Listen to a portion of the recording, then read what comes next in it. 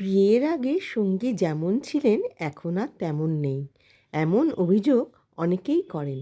মূলত বিয়ের বছর পাঁচেক পর থেকে এ ধরনের অভিযোগ শুরু হয়। সন্তান আসার পরে তা বেড়ে যায়।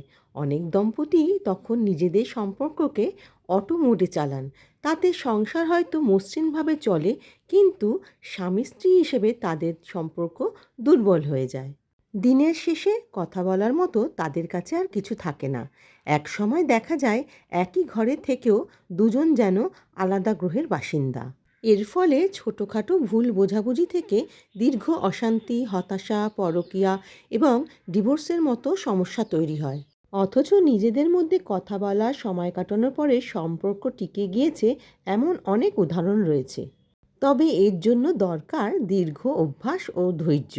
নিজেদের মতো করে সময় কাটাতে গিয়ে দেখা গেছে দম্পতিদের মধ্যে অশান্তি বাড়ছে, সঙ্গীর সাহচর্য উপভোগ করছেন না তারা, এরকম অভিযোগ তারা করে থাকেন।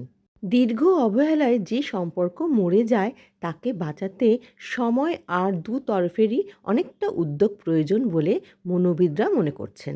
এতক্ষণ পাশে থাকার জন্য সকলকে আন্তরিক শুভেচ্ছা ও অভিনন্দন জানালাম।